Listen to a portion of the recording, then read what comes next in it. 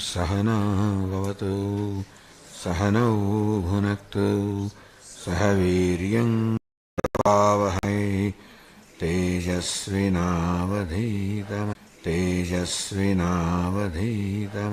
मा विद्विषावहै।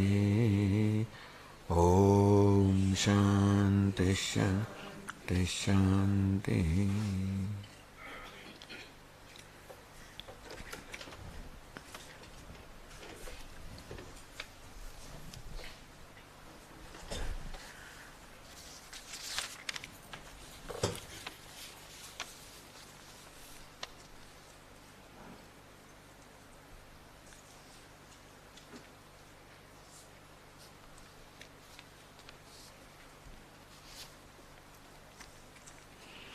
How are obstacles for learning? How are they removed? Is there a specific or general karma that has to be done? I ask so it doesn't take me thousands of years, so I can work to remove these obstacles.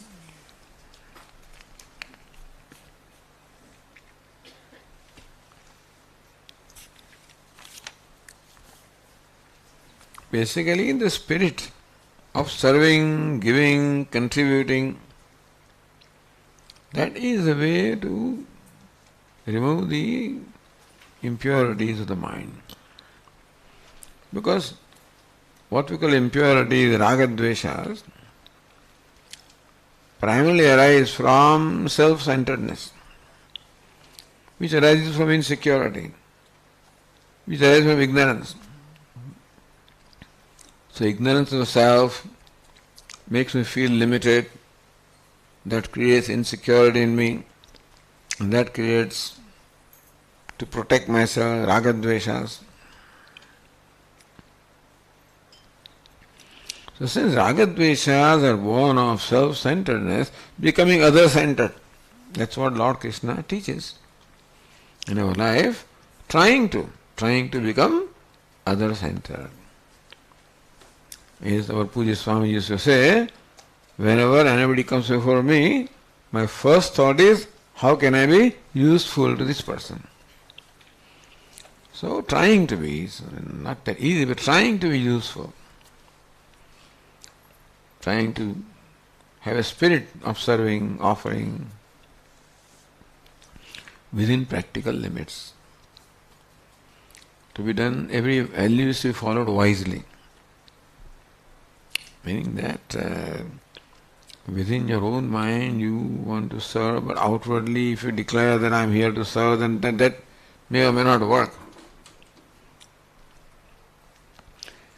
One businessman, he was a follower of Vedanta, Karma Yoga. So he thought that we should make efforts but not worry about the profit, etc. But don't say this to your employees. Otherwise they don't have Karma Yoga spirit, but they won't worry about the outcome. But they should.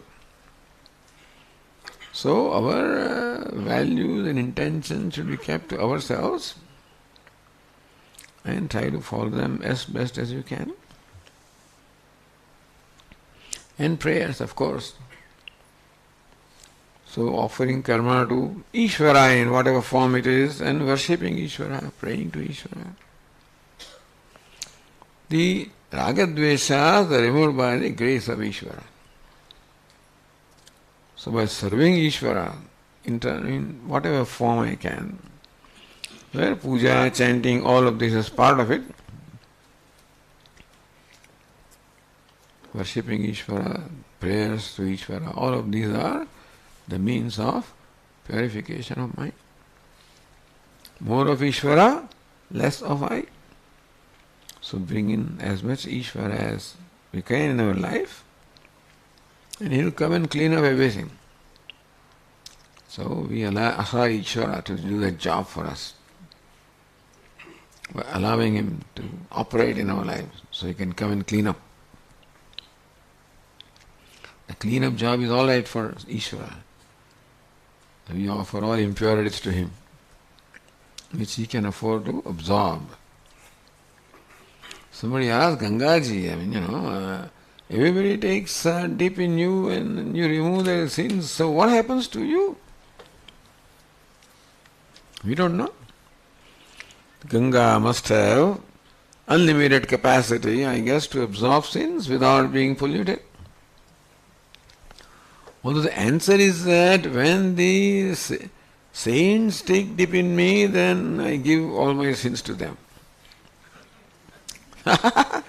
They absorb my sins, sadhus. But Ishvara can afford to absorb the sins, impurities. So that's the way Lord Krishna shows in the Bhagavad Gita. Worship of Ishvara through our karma. Swakarmana tamabhyarcha siddhim vindati manavaha. Tam Ishvaram, worshipping Ishvara with one's own karma, with one's own duty. That is the means of purification of mind. So you do what you are doing. All that needs, if at all, needs to change is the spirit. Lord Krishna says, Yat karoshi, yadashnasi, yad juhoshi, dadasi yat tapassasi kaunteya, tat kurushva madarpanam.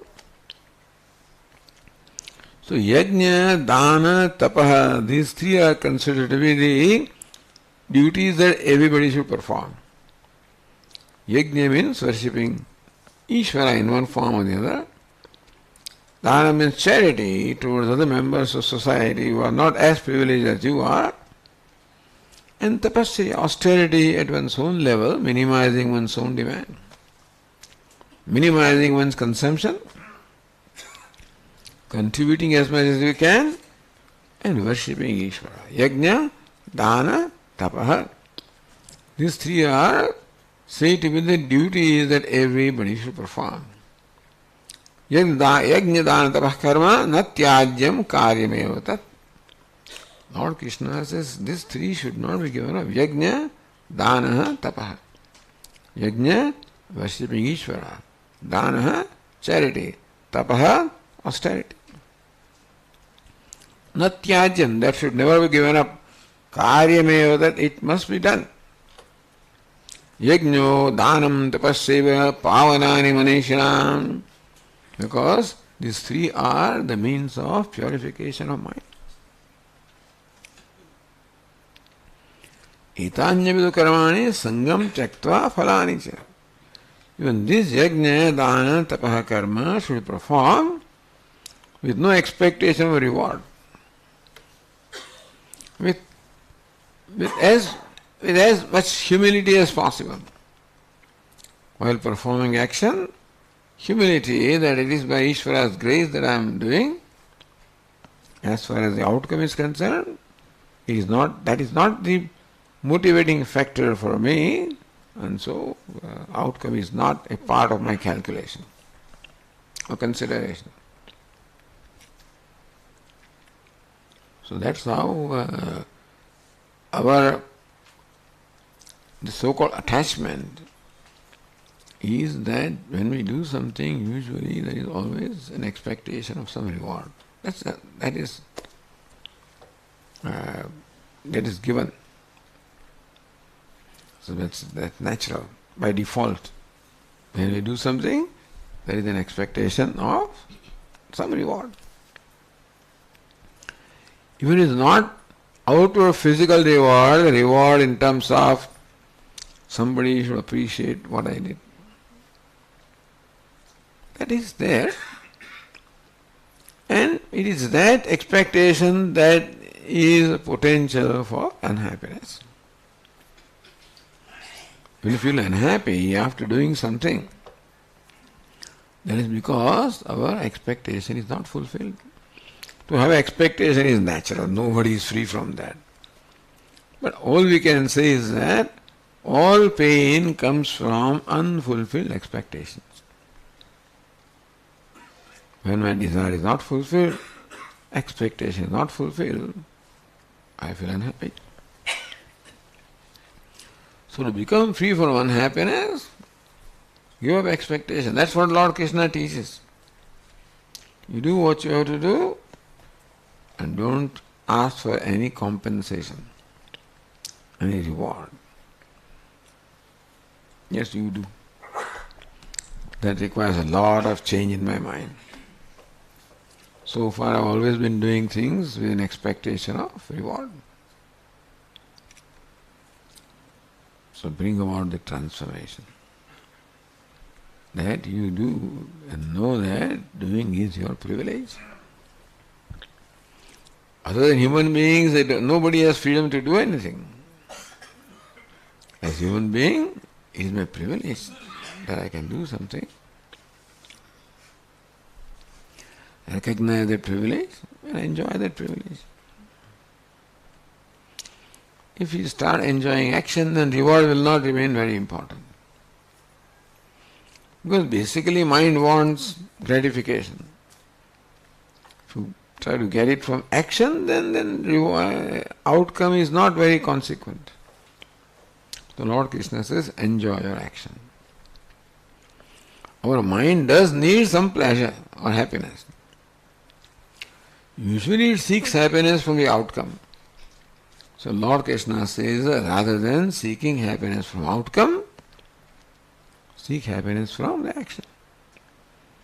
Enjoy what you do. Why it's all same drudgery, same washing clothes and same cooking and same drive. How can you enjoy that? It's very monotonous work, same thing every day. Swami used to give example. One traffic policeman, same thing he has to do, morning till evening. Very boring job. So it turned it into a dance.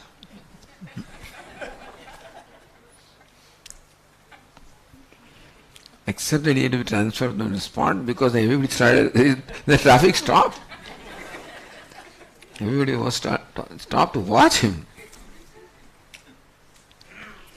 That's how even a very monotonous job can be turned into something which you can enjoy. Use our creativity. Because almost everybody has the same thing, every day, same routine.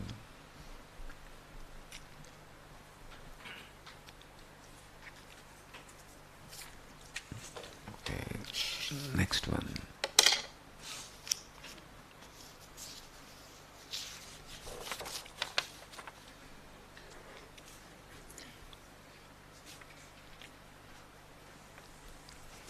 So what is the meaning of word samadhi? And what is the savikalpa samadhi and nirvikalpa samadhi? Can nididhyasanam be called also savikalpa samadhi? Answer is yes. Samadhi, samadhanam, shama, dama, uparama, titiksha, shraddha, samadhanam. The mind gets resolved. Mind becomes free from all desires, then gets resolved. There is nothing now to disturb the mind. So that state where the mind is free from all causes of disturbance. Therefore it is resolved, is at peace with itself. So samadhi means the mind or ourselves being at peace with ourselves. Simple explanation. What creates agitation in the mind is when we are not at peace with our own self. This is what we've been saying every day in the class, when we are not happy with ourselves. And how come I am not happy with myself? Because I have an expectation of myself as to how I should be. So not only this individual makes demands upon everybody else as to how they should be, but before that he makes demand upon his own self, how I should be. I keep on judging myself. whether I am able to pass the test of fulfilling my own expectation of myself. And so this is going on constantly within myself. So when will there be peace? When I am able to live up to my own expectation. Or when will there be peace? When I do not have any expectation of myself. But better is when I am able to fulfill all my expectations. What is my expectation? Basically, what is my expectation of myself? I should be a good person, an honest person. I should be able to follow the values. I should be honest, truthful, compassionate, kind. This is what I expect of myself. So that is exactly what is taught to us as values.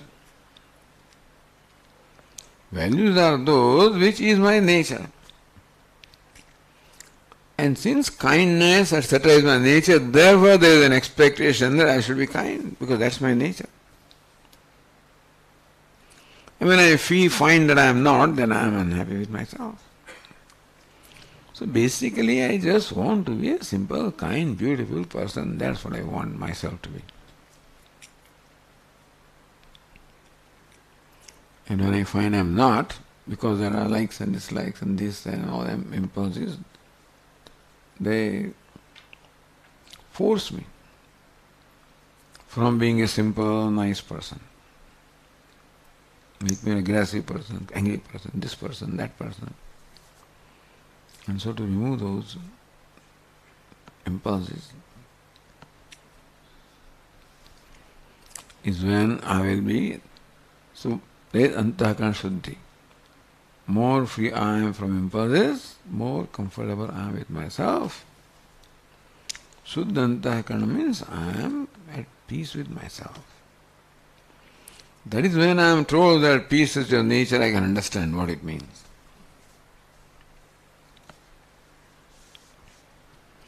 So when I am totally at peace with myself, samadhi.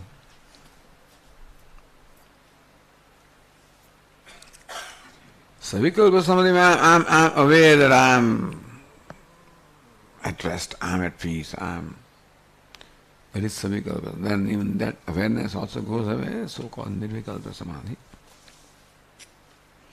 One thing leads to the other. Savikalpa samadhi, a practice for a length of time, leads to nirvikalpa samadhi, means an effortless samadhi. I have to make an effort to make my mind quiet, then some effort is involved. Ultimately a time comes when without effort it will be called nirvikalpa samadhi, which is our nature. Nirvikalpa samadhi is our nature. Total peace is our nature. Call it peace, tranquility, God, whatever you want to call it. What is it? Tranquility is God and peace is, what is it? What was the formula? Silence is? Silence is truth. Stillness is God.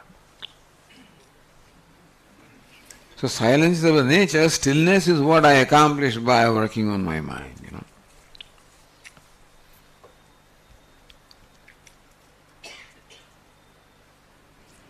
Meaning that the samadhi is just the natural state of the mind. When mind becomes free from all impulses, then it is happy to be quiet, because that is its nature. Sounds very simple, only because these impulses have become, so rooted, so much part of my mind that looks very difficult. But we keep on working on them with the pratipaksha bhavana, as we discussed yesterday.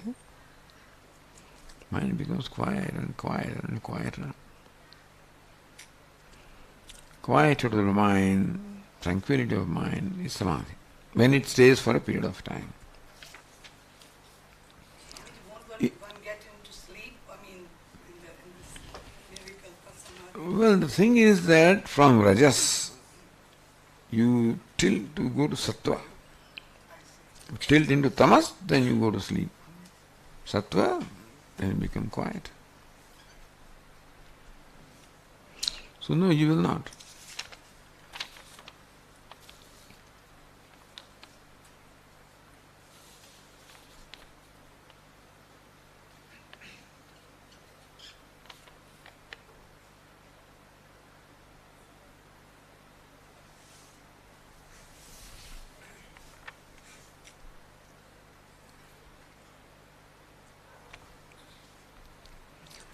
When meditating, one can experience a witness or sakshi. Is this witness similar to consciousness or Atma? You don't experience witness, you become witness. So experience witness means you are a witness of the witness. A witness of witness is... It's not witnessing the witness, it is becoming the witness.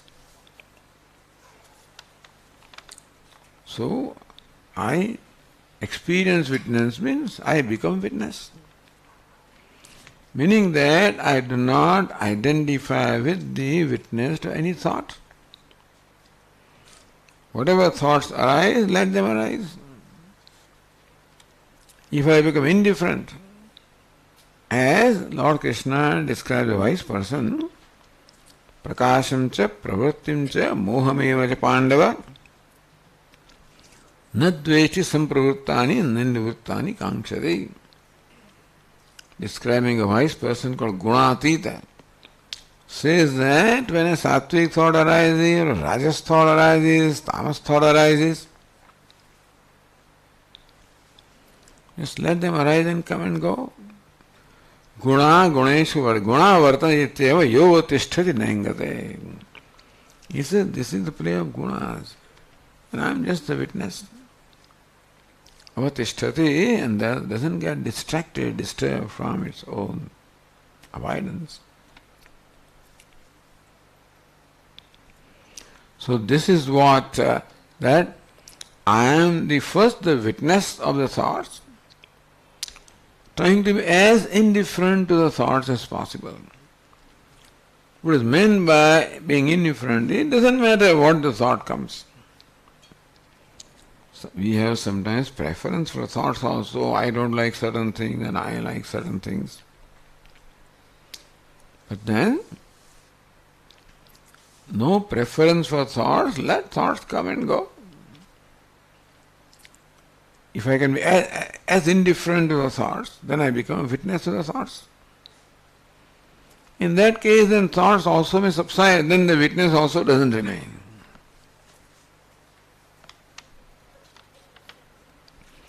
So what's the goal of meditation? So this is how our Puja Swamiji used to guide the meditation by saying that you first chant Om Namah Shivaya, Om Namah Shivaya, Om Namah Shivaya, Om Namah Shivaya. Then you say Om Namah Shivaya, then there is a little gap between the two thoughts. Om Namah Shivaya, a gap or silence. Mantra, silence. Mantra, silence. Then you shift your attention. Silence, mantra, silence, mantra, silence, mantra. Then silence, silence, silence, silence. So the goal of meditation depends on what you want, but if you want, then one is that you are the witness, silent witness of the silence. So silent witness I am, and silent witness is silent conscious witness I am. So consciousness I am. To see myself as consciousness, to become consciousness, ultimate goal of meditation for the Vedantin. Chidananda Rupa Shivoham Shivoham.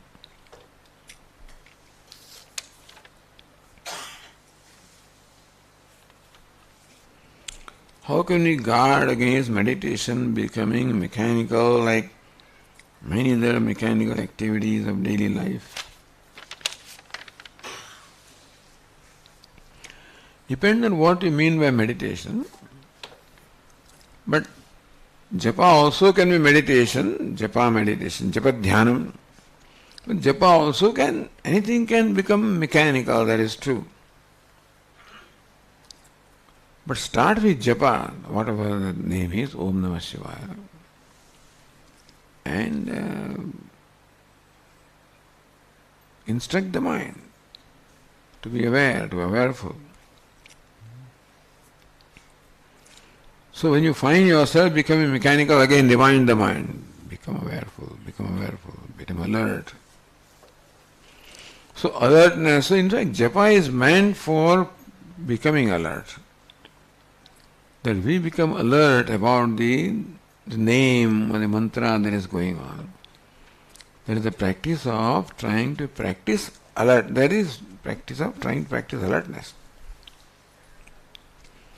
So japa is meant to help us become free from mechanical, but japa itself can become mechanical if you are doing it in a routine. Hanuman Chalisa also, Shri Guru Charana Sarojara, then Nasaya Roga Hare Sapira, then toward the last line, then you realize that okay, Hanuman Chalisa is going on.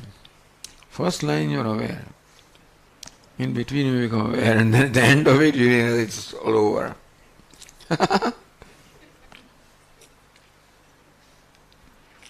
It is true that mechanical becomes, mind becomes mechanical when the mind does not enjoy what it is doing. So Hanuman Chalisa as an example becomes something I have to recite, and I do that. And if that recital does not create any interest in me, then it is likely to become mechanical. So if I learn to enjoy what I am doing, perhaps in case of Hanuman Chalisa, by trying to also be aware of the meaning of what I am reciting, then perhaps it will not become mechanical. But sometimes I will chant Hanuman Chalisa a million times. They take such huge things. So 5 times Vishnu Sahasranama, 15 times Hanuman Chalisa, 20 times. There was such, so much chanting the practice that is likely to be too much for the mind. Not that you should not do that, but then have some quality time with Hanumanji, They call it quality time with Ishvara. So either it is recital, it is meditation, it is prayer, it is puja. It's meant to spend quality time with Ishvara. Like children demand that parents spend quality time with them. Otherwise, usually mother is busy doing something and yes, okay, he keeps talking and mother keeps doing things. But then children, he keeps on pulling her sari, he wants her attention and he wants her quality time. So there is some quality time, and that quality time can be given when there is nothing else to do. We generally pack this meditation, prayers, etc. in between various activities. So one activity is over, then Hanuman Chalisa begins, and I know something else, and the bus is waiting. And exactly 15 minutes, and the bus is to be, we have to catch the bus. So do I think of bus or do I think of Hanuman Chalisa, So very often we pack this in between various activities. So an active mind tries to do this to become again active. So as much as possible, give a quality time when the mind has no concern, no anxiety about having to finish this, so that I can start something else. So quality time is one thing. Also, try to take some interest in what I am doing so that you can get some rasa or some enjoyment out of that. So more of that happens, easier it will be to pay attention.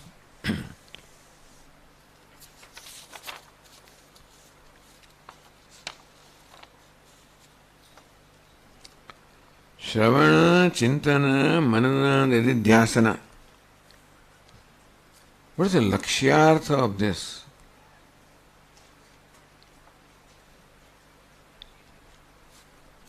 No, every word does not have a lakshyartha necessarily. As long as the vachyartha or the direct meaning of the word fits into the context, you do not go for lakshyartha. You always, first of all, understand vachyartha or direct meaning. The Vedantins look for lakshyartha. Swami says, bring water. I told you in the class, bring water. So what does Swami mean? He says water, but I don't think he needs water. So in lakshyartha, you go for lakshyartha or something like that. Maybe he needs coffee or something. Then you bring coffee after 15 minutes, then he's thirsty. So everything does not, usually lakshyartha is not to be used, vachyartha. First, we should use only direct meaning of the word. Only when the direct meaning of the word does not fit in the context, then only you go for an implied meaning of lakshyartha, not otherwise. Otherwise you can't communicate, Every time you say, Swami, you come here, so what is lakshyartha? In lakshyartha, nothing, no vyavahara can take place. So first thing that we take is vachyartha. When it does not fit, then you think of lakshyartha or something. But always use vachyartha, don't use lakshyartha.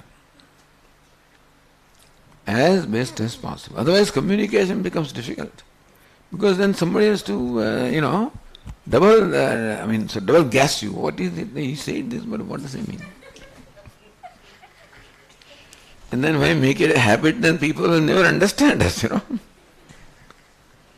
So lakshyartha is for scriptures, not for,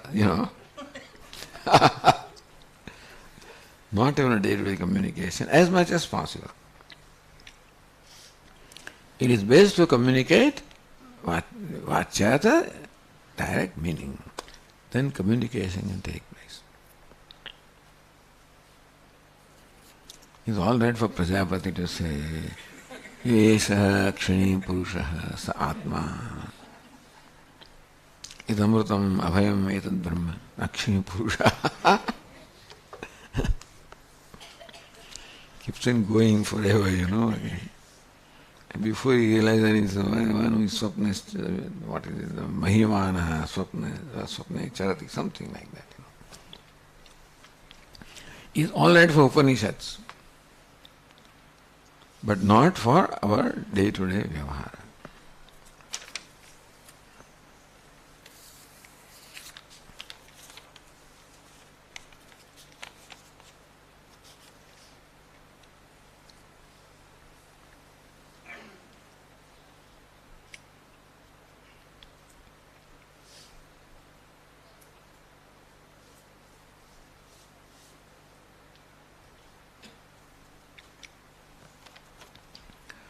What is the correct way and time to introduce Vedantic knowledge to our children? Now, what is Vedantic knowledge? You are Brahman, is it Vedantic knowledge? All this is Brahman? You are one non-dual? If that is Vedantic knowledge, then wait for it. Because children have to live in this world in duality. And then if you say this is all, there is no duality, it's all mithya, he will be confused. He doesn't know what to do with that knowledge. So he and everybody takes the world as real. So start with that. Now how to work in the real world? By following values. So let us teach our children the values of life. Value of honesty, hard work, being helpful, these values. However, when you teach values, we should also teach them the boundaries between which the values should be followed. Because no value can be followed unconditionally. It requires Lord Rama or Nachiketa to follow them, not us. Meaning that to be honest or truthful, it's very difficult for us to be totally honest and totally truthful. Because for that I must become, what Harishchandra had to do, for telling the truth. He had to give everything. What did Lord Rama had to do? He had to give all this, kingdom, everything had to be given up. Nachiketa had to give up this life, body. If you want to follow these values unconditionally, then you must be ready to sacrifice everything which you are not ready. So we teach them values and teach them the boundaries also, up to this point. Because following any value causes some pain. Without pain, we cannot practice any value. To be honest also is a painful process. Because we don't know reveal everything. So to be honest means to be transparent, and I may not be ready for exposing myself in every way. So I hide something. Therefore, the values that we are able to practice are not in unconditional absolute way. So we should teach our children also.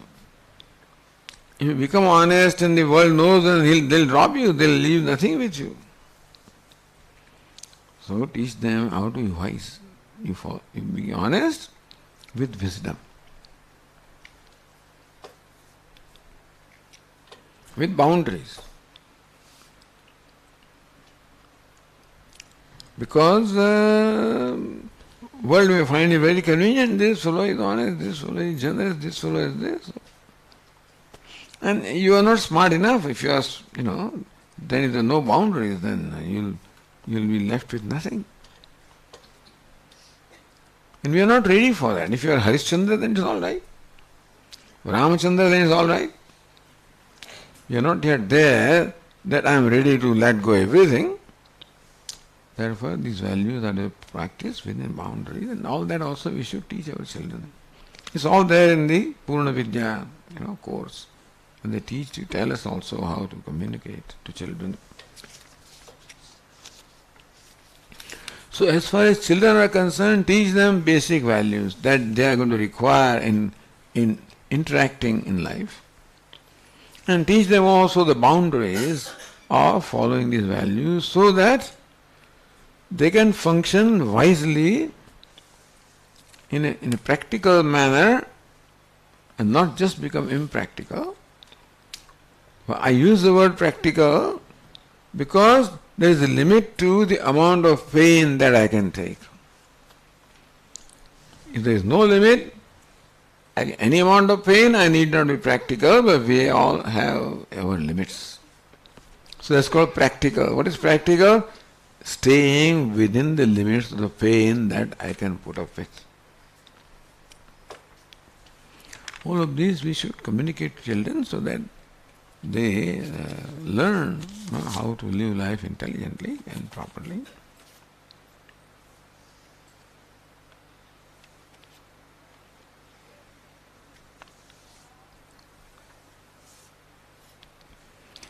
If I consider world as mithya, my response to a situation will certainly be controlled. But then how will I get motivation to do good work in mithya world? World is mithya. So what's the use of good also is mithya?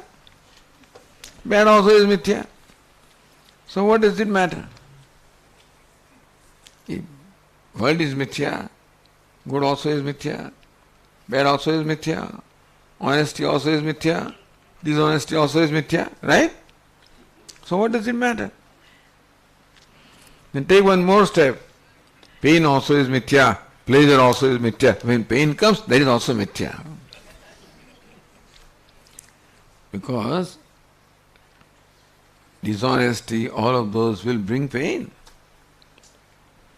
And what is that? It's all mithya. That's so fine. If the consequences are also mithya. But right now we don't want that painful consequences. Therefore don't say mithya. Therefore function in the world based on the values. That will slowly take us to a point where we recognize that whatever is okay. Mithya means what? What is all right. It's called mithya. It has no consequence to me. This way, that way, everything is fine. When I have grown into that maturity. But then how will I get motivated to do good work in mithya world? World is mithya, good also is mithya, work also is mithya. So good work in mithya is what? Mithya, good work in mithya world. Mithya is the word right now. We are using the word mithya. It is not yet here. When mithya comes here, then you find you have already gone to satyam. Until then, mithya is just a word. You follow what I am saying? Therefore, function with the proper rules and regulations. In mithya also, rules and regulations are there. Follow them. Then a day will come when those rules, regulations will become spontaneous for us. No effort is needed. Not that we will stop doing them, become spontaneous. You are so good that goodness becomes spontaneous to you. Then you can say it's all mithya. Because you are spontaneously good, ready for knowledge.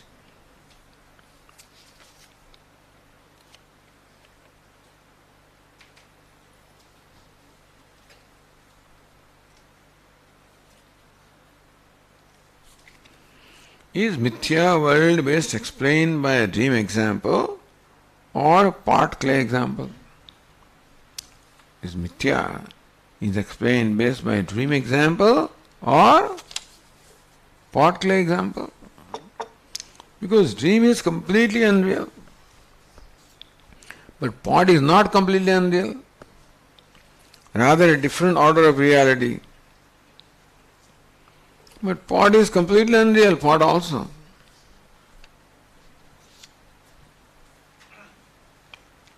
So what is pot in what I am holding in my hand? What is pot?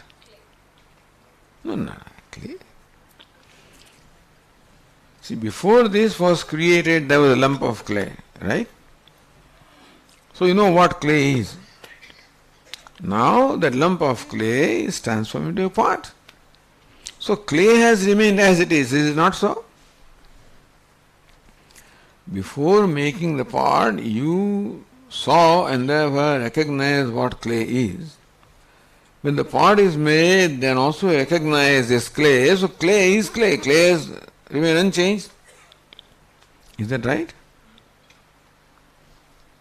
When you make a pot, the clay has remained unchanged. So then what has been created? What has changed? Name and form. So what is pot? Name and form. So where is pot? What is pot?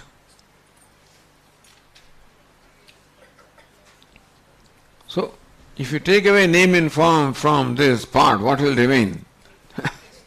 Clay. Take away clay, what will remain? See, clay plus name and form is pot. Remember this equation. Clay plus name and form is pot. So pot minus clay is equal to what? Now see, simple. A plus B is equal to C. So C minus A is equal to B. Is it not so? No, she says. A plus B is equal to C. So C minus A is equal to B. Is it not so? Equation is wrong. But ABC, that equation is not wrong. Then, no, I have not yet stated this equation. I am saying a simple equation. A plus B is equal to C. So C minus B is equal to A, isn't it? So let me tell you something. Pot plus name in clay plus name in form equal to pot, right? Clay plus name and form is equal to pot. Is it so or not? Because what did we add? Clay has remained clay. So what did we add? Name and form. So clay plus name and form is pot. Remember that. So pot minus clay is equal to what? Clay plus name and form is pot. You see? A plus B is equal to C. So C minus A should be equal to B. So pot minus clay should be equal to name and form. Is it not so? No? We cannot subtract Cannot subtract? clay from the pot. See, you said clay plus name and form is pot. Is that clear equation? Clay plus name and form is pot, right? Then, no? Then what is it? What's the equation? Pot comes to existence only after the clay has been transformed into pot. So the name and it doesn't exist at that time. Name and form are superimposed. It's not equal to A plus B is equal to C. It's not the equation in this case. No?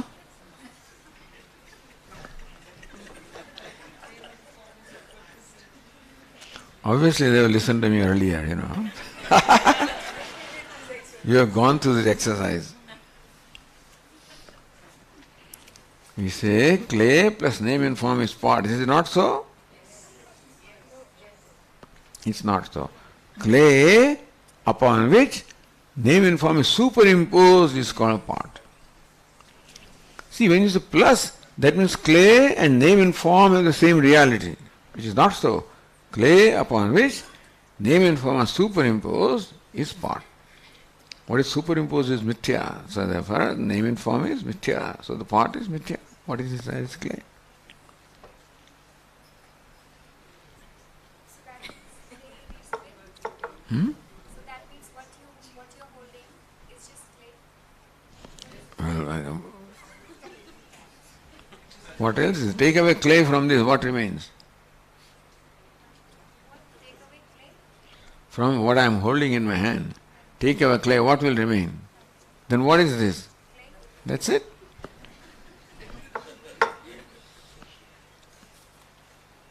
So please bring clay. So what will you bring? But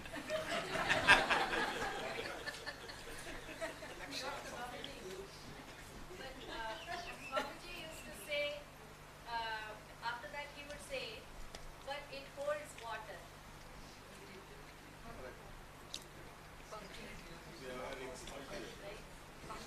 So Vedantins are very clever in saying pot is mithya, mithya, but then if they want to fill up water, they'll need pot. Clay is not enough, isn't it?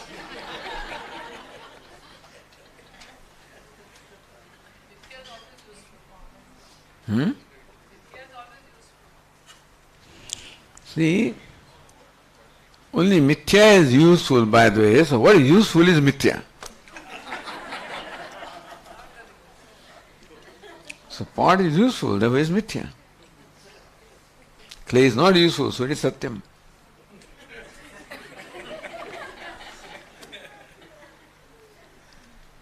No, that is true. That is true. All right, very good.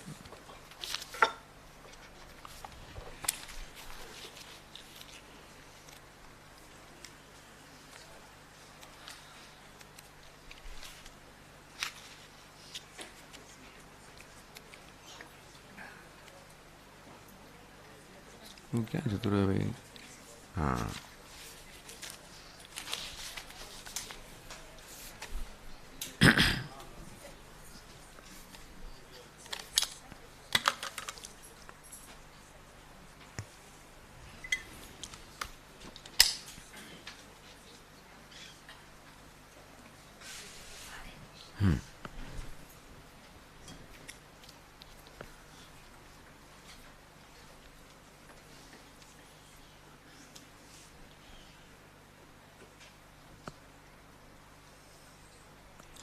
Vande Santam Shri Hanumantam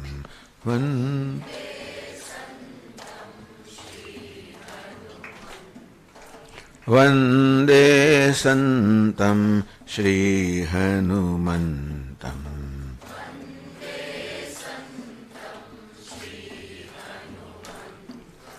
Ramadasa Mamalam Balavantam Ramadasa Mamalam Ramadasa Mamalam Balavantam Ramadasa Mamalam Ramakathamruta Madhuni Pibantam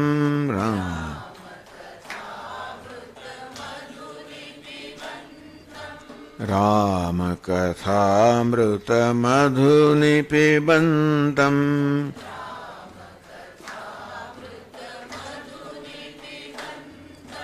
Parama Prema Bharena Natantam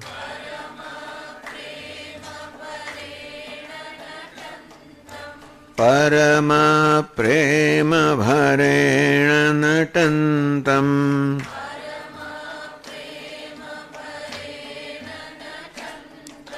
Sarvam Ramamayam Pashyantam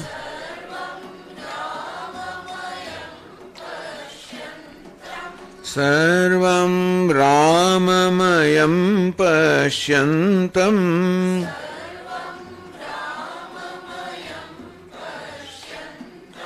Rama Rama iti sada japantam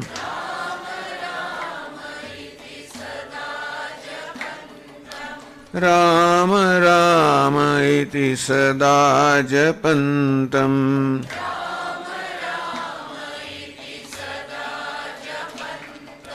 Vande Santam Shri Hanumantam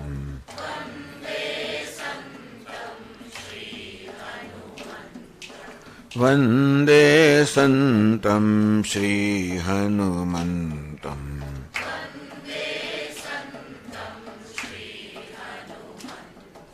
Ramadasa Mamalam Balavantam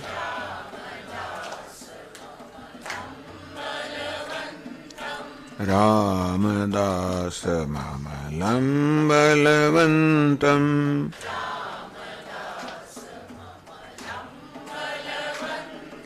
Ramakathamruta Madhuni Pibantam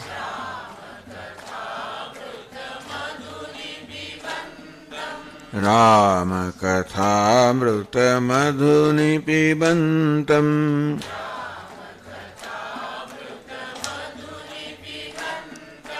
Parama Prema Bharena Natantam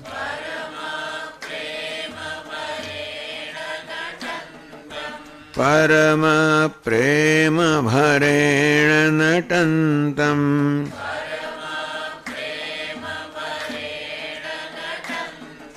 Sarvam Ramamayam Pashyantam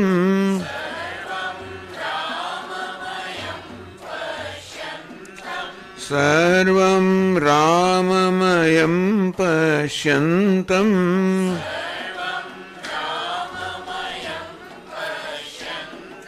Rama Rama iti sada japantam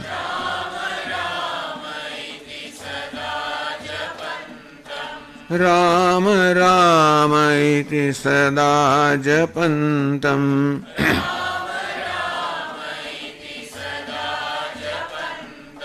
Rama Rama Rama Rama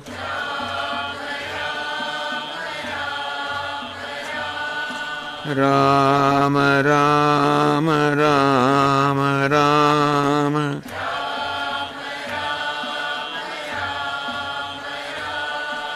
Rama Rama Rama Rama